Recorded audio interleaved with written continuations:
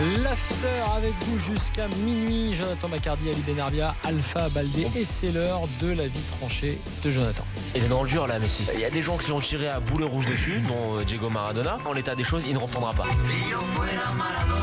Alors, tu vas nous parler, Jonathan, justement de l'équipe de France Espoir. Ça tombe bien, on a parlé de l'Allemagne et de la réussite de son modèle. C'est pas le cas en France. En fait, je me suis régalé en regardant cet Euro.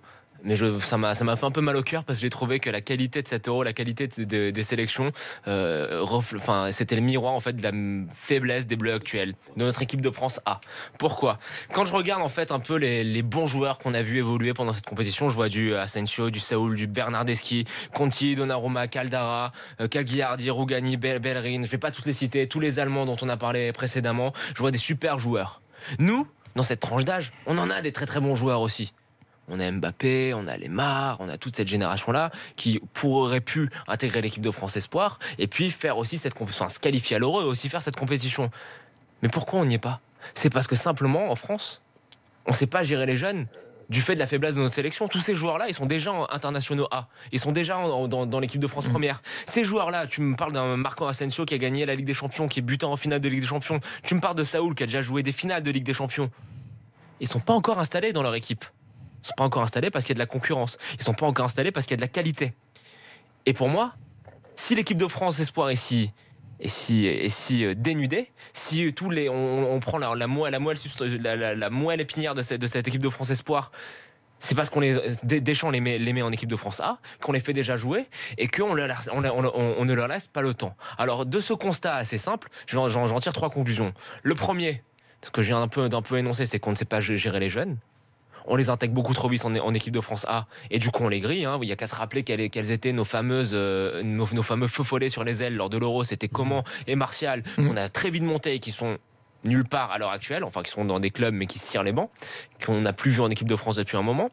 Le deuxième problème que je vois à ça, c'est que ça désacralise le maillot de l'équipe de France. Il suffit d'avoir 20 berges, de faire 2-3 bons mois et d'arriver un peu comme la superstar en bleu. Non, ça pour moi je trouve ça assez intolérable. Et la troisième chose, c'est qu'on en a souvent parlé avec François, c'est je pense quand même ça souligne le fait qu'on a un très gros problème de formation en France. Que la DTN ait fait sa révolution, qu'on nous sorte que depuis une dizaine d'années ça va un peu mieux, je suis désolé. Même si on réintègre tous les jeunes de l'équipe de France qui jouent en A, qui pourraient jouer en espoir, on n'a pas beaucoup de marge. Il n'y a pas beaucoup de bons joueurs qui sont formés. On continue de former du produit standard, pas du produit de luxe. On continue de se contenter de cette espèce de médiocrité. Et c'était ce que j'ai vu cet été. Quand je vois l'Italie, quand je vois l'Allemagne, quand je vois l'Espagne, je me dis, on a quand même sacrément du retard. Je te rejoins sur le 3. C'est très intéressant ce que tu viens de dire. Je te rejoins sur la conclusion numéro 3, c'est-à-dire qu'on n'arrive pas à former. Ça, c'est forcément une réalité en France. On n'arrive pas à former beaucoup de jeunes capables de tenir dans les équipes. Regarde, Griezmann, il est formé en Espagne. Là où je ne te rejoins, il est formé en Angleterre. Là où je ne te rejoins pas forcément, c'est dans la gestion des jeunes. Alors, est-ce qu'on est mauvais dans la gestion des jeunes ou est-ce que tout simplement on n'a pas le choix ? Ça me rappelle un petit peu les sélections africaines en fait. Dès que tu es bon à l'étranger, même si tu as 19-20 ans, tu joues pas dans les équipes de jeunes en Afrique. C'était sur quoi je voulais conclure. C'est sur quoi je voulais conclure, c'est de se dire, effectivement, si Deschamps les prend ces jeunes, c'est qu'on n'a pas forcément les bons joueurs qu'il faut en équipe de France et qu'ils apportent on n'a pas le réservoir. Exactement. On n'a pas, ils apportent quand même quelque chose parce que il n'y a pas le matériel. Mais le problème en faisant ça, c'est que tu penses court-termiste, que tu n'as pas de projet, que tu ne construis pas de projet sur long terme et que tu risques sur toutes les grilles. C'est pas à Deschamps de construire un projet. Quand on vient en équipe nationale A, c'est lui qui les sélectionne. Il a un projet de jeu. Il y a un projet de résultat, il y a tout ça, mais c'est pas à Deschamps de construire le projet du football français de 4 ans à 22 ans. Voilà, c'est lui qui les sélectionne. Quand il est à la tête de l'équipe A, lui il prend les meilleurs du moment parce que s'il gagne pas, s'il a pas de résultat, il se fait virer. C'est parce qu'il n'est pas assez coordonné avec ses homologues. Moi je pense pas du tout que c'est de sa faute. C'est pas une gestion des jeunes. Aujourd'hui, quand tu prends Dembélé, j'ai pas dit que c'était la faute de Deschamps, c'est la faute de la structure du football français. Oui, ok, mais quand tu dis Deschamps, c'est lui qui les sélectionne, c'est lui qui fait ça. Quand tu prends Dembélé aujourd'hui, à la place de Deschamps, tu prends qui ? Il n'y a pas meilleur que Dembélé aujourd'hui sur son poste pratiquement. C'est qu'il n'a pas le choix. Il veut un résultat aujourd'hui. Il est obligé de prendre Dembélé. Alors qu'en Italie, quand tu prends ces jeunes qui ont joué l'Euro 20 ans, ils ont des mecs qui sont meilleurs qu'eux en équipe nationale A. Un jeune Italien au milieu de terrain, tu ne vas pas le prendre parce que tu as tout à fait d'accord avec toi. Mais c'est une vision très court-termiste. Non, mais c'est pas une question de vision très court-termiste. Là, je te rejoins sur le fait qu'on ne forme pas forcément en quantité et en qualité en France, mais je te rejoins pas sur le fait qu'il y a une mauvaise gestion des jeunes parce que malheureusement, on ne peut pas gérer ça. Ça t'a pas servi de leçon. Coman et Martial, ça peut pas te servir de leçon parce que t'as pas de référence en équipe A. Aujourd'hui, tu prends pas Dembélé, tu vas prendre qui? Aujourd'hui, tu prends pas N'Golo Kanté, tu vas prendre qui? Parce qu'il a fait qu'une saison au top niveau. Il a oui, mais il a fait qu'une c'est pas la même chose. Il a fait qu'une saison au top niveau. Est-ce que tu trouves, Ali, qu'on grille en fait quelque sorte les jeunes en les mettant très vite en équipe de France A, alors que le passage par équipe de France Espoir, et là Jonathan a raison, est un peu délaissé. C'est un peu laissé pour compte des sélections. Non, je disais déjà avant en Ligue 1, pour pouvoir jouer en équipe première, le jeune devait se battre pour pouvoir jouer. Maintenant, ça va trop vite. En 6 mois, il est titulaire en Ligue 1. Maintenant, concernant même avant l'équipe de France, même des joueurs confirmés, je prenais l'exemple d'un Sabri Lamouchi ou d'un Olivier Dacour qui avait 24 ou 25 ans, avaient du mal à rentrer en équipe A. Parce alors qu'il y avait qu'ils de la étaient qualité déjà en face. confirmés, exact. Mais ce qui était bien, et j'en parle en ce moment, moi, énormément avec la Fédération algérienne et l'équipe nationale d'Algérie, c'est qu'un jeune, même s'il est très bon, il doit renforcer l'équipe espoir et garder une osmose en équipe espoir un certain temps. C'est important. Et l'équipe A, tu la continues à faire jouer avec tes joueurs. Et arrivé à un certain temps, quand il a cette expérience d'équipe nationale pendant un certain temps, là, il va sentir le parfum et il va falloir qu'il se batte en équipe A. Et en plus, même, ça te permet d'avoir une cohésion, d'avoir 3-4 joueurs en espoir qui se connaissent, qui ont une aventure commune, qui font quelque chose. Sinon, tu le fais monter d'espoir en A. On est d'accord sur ça. Il va jouer titulaire. Non, mais c'est pas ça. Il va jouer titulaire. Donc pour lui, les A, c'est facile. Ouais. Exemple, autre chose, on a parlé que on ne fait pas sortir des jeunes au niveau de la formation. Toute l'Europe nous envie, nos jeunes, ils viennent nous les chercher, ils viennent les chercher en France, de partout. Les meilleurs jeunes français sont de Marseille, pas dans les petits clubs, pas à l'Udinese, comme tu me disais, dans les petits clubs, dans les grands clubs. Donc on ne peut pas dire qu'on ne forme pas des bons joueurs. Le problème, c'est que sur la continuité... C'est exactement ce que j'ai dit, mais... Non, mais je veux dire par là, former des très bons jeunes, en France, on en forme énormément, et à tous les postes. Mais c'est pas issu directement de la DTN, c'est ça sur le point que je veux dire. C'est souvent des gens qui vont finir leur formation en ligne, non ? Pas que. Non, mais il faut oublier la DTN, parce que ce n'est pas la DTN, c'est pas des jeunes joueurs que tu prends pendant 5 ans, ils sont tous dans les clubs. Tu vois, par exemple, je vais donner un exemple. Je vais donner un exemple très précis. Benjamin Mendy, il a beaucoup de clubs européens à ses pieds à ce moment-là. Mais je pense que s'il n'avait pas rencontré 2 entraîneurs étrangers qui lui avaient permis de se remettre un peu du plomb dans la tête, il n'en serait pas là où il est actuellement. Donc, où est-ce qu'on peut dire que c'est grâce au football français? C'est pas ça qu'il a rencontré 2 entraîneurs étrangers. C'est qu'il joue dans les grands clubs. Si ce serait de mon temps, ça aurait été la même chose. Pourquoi ? Parce qu'il aurait été dans un grand club entouré de grands joueurs. Et tu progresses entouré dans un grand club avec des gros objectifs. Si par contre, il reste sur Marseille, et que Marseille d'un coup, Bielsa il s'en va, je veux dire, tu as une équipe très faible après, et que Mendy continue à jouer, il ne va pas progresser. Elle a régressé l'année qu'il a fait avec Michel. Tout avec Bielsa qu'il est. Du coup, c'est quoi l'idée, Ali? C'est conforme, mais pourquoi ils n'arrivent pas à alimenter les équipes de jeunes en fait? C'est pas ça, c'est que quand tu es très bon, que tu as des bons joueurs en espoir, comme on dit, ils doivent certer un certain temps en espoir. Ils ne doivent pas monter en A, même si le joueur est très bon. Parce que si c'est pour monter on rappelle même, et après redescendre, ça ne sert à rien. Non, mais on rappelle même quand même que dans ce cadre-là, l'équipe de la cohésion, les espoirs. En 98, Trezeguet et Henry, on refait une pige en espoir parce qu'il y en avait besoin. Exactement. Et dans l'état d'esprit, même s'ils n'avaient pas forcément envie, ils y sont. Et oui, mais bon, ils y sont allés. Et à l'époque, si tu veux, pour eux, je joue avec eux, ça faisait pas débat. Avec moi à Monaco, mais t'avais personne devant. Davida nous dit, vous parlez Marcos, je parlais de Meyer et Gnabry, nous dit Florian, qui ont gagné l'Euro Espoir, ont déjà joué en A, mais comme ils ne sont pas installés en sélection, ils reviennent en espoir. Parce qu'il n'y a pas de place. Oui, mais mieux. Pendant que tu as une sélection en espoir, à la Coupe des Confédérations bis, où ils pourraient très bien prétendre à y être. Donc là, il y a une répartition. Déjà, il n'y a pas de débat. C'est-à-dire que les mecs, on leur dit d'aller là et là, et puis c'est comme ça. Il n'y a pas de débat. Mbappé, il est un peu bon 6 mois. On le met en A et attends, et on se pose la question. Est-ce qu'il doit être titulaire? S'il doit aller à la Coupe du Monde, titulaire, il doit être titulaire. Je suis désolé, tu restes avec les espoirs.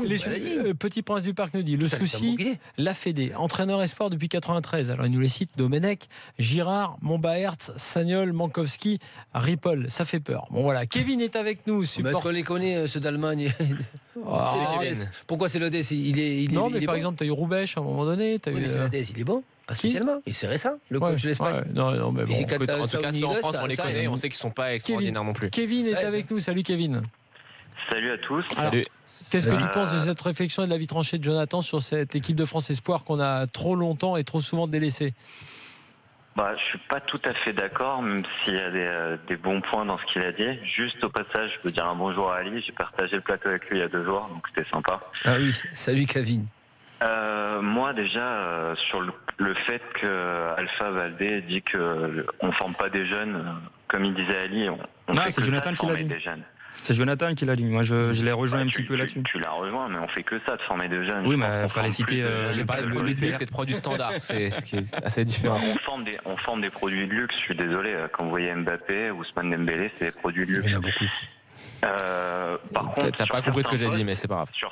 Si, j'ai compris. Non, sur certains postes, je suis d'accord sur le fait qu'on n'en forme pas des super. Au poste de gardien, on avait une super école de gardiens. Maintenant, je trouve qu'on a gardien très moyen. Idem pour les défenseurs. Par contre, en attaque, c'est complètement l'inverse. Après, pour reprendre le débat, moi, quand je vois comment la FFF organise des choses, en fait, elle organise rien. Il y a l'équipe de France A et c'est tout, en fait. Il ne se passe rien d'autre à côté. Juste en voyant le nom des entraîneurs, comme il disait Petit Prince du Parc, on comprend bien qu'en fait, on s'en fiche complètement des espoirs. Et du coup, ça rejaillit aussi sur la mentalité des joueurs. Moi, je repense au U21 d'il y a 2 ans, qui se font battre contre la Suède, Kurzawa qui chambrait dans tous les sens. Les joueurs, ils s'en foutent complètement, en fait. Ils viennent, ils savent que voilà, ils doivent venir, et dès qu'on les appelle en A, ils reviendront plus jamais. Et je pense que c'est là aussi le gros souci. C'est pas un souci de formation, c'est juste un souci de structure, de mentalité et de structure. Il n'y a pas de structure, du coup les mentalités elles suivent pas, et on dit bah de toute façon c'est les A, il n'y a que les A qui comptent, et puis en plus derrière, je veux dire, on s'appuie même pas sur Deschamps dans les A, on s'appuie sur des exploits individuels dans nos matchs. Donc en fait, il n'y a pas du tout de structure, quelles que soient les équipes, de tout niveau. Il se passe rien. Je ne sais pas ce qui se passe. Je comprends c'est pas. pour ça, Kevin, qu'il n'y a pas de respect après entre les A et les jeunes. Les jeunes, ils arrivent et ils jouent de suite. Et du coup, ils regardent les autres joueurs en disant ça fait longtemps que tu es là, tu as tant de sélection, mais je suis au même niveau que toi. Et ça, que tu le veuilles ou pas, que ça soit en club ou en sélection, le respect. C'est comme, moi je pense qu'en Italie, un jeune qui arrive des espoirs, il est bon 2-3 matchs, je suis désolé, et on ne va pas le retrouver en équipe première. Rien à voir spécialement si le A1A, il est meilleur que l'autre, mais il ira dans 2 ou 3 ans ou dans 4 ans. Mais c'est pas pour autant qu'il est meilleur que l'autre qu'il va lui prendre sa place. C'est comme ça, c'est une question de mentalité. Et encore une fois, je reviens. Quand on porte le maillot de l'équipe nationale, je suis désolé, tu dois être totalement différent. Mais ça, c'est qui l'inculque ? Je suis désolé, c'est la DTN, c'est les coachs à l'équipe nationale, et il doit y avoir un respect de fait, et ça vient d'eux. Tu ne fais pas monter un petit jeune en moins de temps, 2-3 matchs, en lui disant « Ah ben il est fabuleux, il est impressionnant, je vais le mettre en A », et après tu dis même « Ben oui, il va passer devant Gamero, devant Giroud, devant Gignac, devant qui tu veux. » Exactement. Tiens, un peu de temps. Tiens, désolé. T'as Romain La Patate qui nous dit sur l'hashtag RMC Live un truc très juste. Pourquoi les Coman et Martial, qui justement ne sont plus rares, ne sont pas repris en espoir ?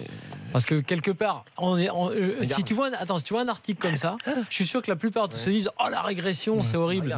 Alors qu'en fait, quelque part, c'est pas le cas. C'est une mentalité, justement. Saoul, il est Pourquoi dans les espoirs. Bien sûr. Et il joue avec qui ? Il est dans le groupe régulièrement. Et Asensio, il est dans les listes. il est en rang. Non, Asensio, Saoul, il est pas installé comme Saoul. Tu vois, Saoul, il est dans la liste. Oui, ça fait plusieurs matchs. Asensio, il n'a pas fait beaucoup de matchs. Pour lui, c'est normal. Tu voulais y rajouter un mot ? Oui, juste un autre mot sur la mentalité. Et pas que les statuts, je veux dire, même en A, j'ai même pas l'impression que les joueurs se défoncent pour le maillot au final. Exactement. Moi je trouve c'est le problème. Ils y vont, on ne sait pas trop ce qu'ils font. Ils misent sur des actions individuelles. Il y a quelques joueurs qui se défoncent et les autres, on ne sait pas trop pourquoi ils sont là. Tu sais pourquoi, Kevin ? Je comprends pas. J'arrive pas à comprendre. Parce que tu te dis, ce que tu es en train d'expliquer, je fais beaucoup de rapprochements avec les sélections africaines, parce que tu te dis qu'avec 3-4 matchs au top niveau, tu reviens en équipe de France. C'est très facile de revenir en équipe de France. Et à partir du moment où un footballeur a cette mentalité-là, il ne met pas tout ce qu'il faut. Un peu perdu. Pour moi, ça me fait beaucoup. C'est pour ça quand Jonathan parlait, je l'écoutais attentivement. Ça me fait beaucoup penser aux sélections africaines où avec 1-2 matchs, c'est bon, t'as ta place. Tiens, juste une info que nous donne Florian. Stéphane Kuntz, qui est champion d'Europe 96, c'est lui qui est le sélectionneur des Allemands espoir et qui était un bon joueur à l'époque. C'est un milieu de terrain. Milieu de terrain défensif. Exactement, je me souviens. Et on se souvient d'ailleurs que celui qui avait marqué les buts en finale en 96, c'est Birhoff, le fameux but en or de Birhoff.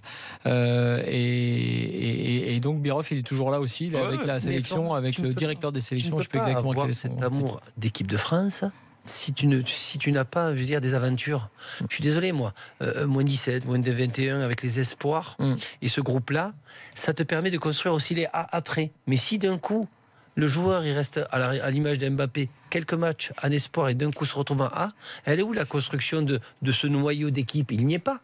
Il n'y est pas parce que chaque fois tu dépêches, et j'en parlais avec la sélection algérienne, il faut absolument, pour avoir des résultats, je suis désolé, international en espoir, il faut que le groupe joue et évolue un certain temps ensemble. Juste un petit mot pour terminer, parce que l'after se termine. Il y a un match pour la 3e place, vous savez, dans cette Coupe des Confédérations entre le Portugal et le Mexique, sans Bernardo Silva, qui est forfait. Bon, il a beaucoup joué, hein. Il a été touché une cheville contre la Nouvelle-Zélande. Et juste quelques résultats, parce que c'est parti sur les matchs de reprise.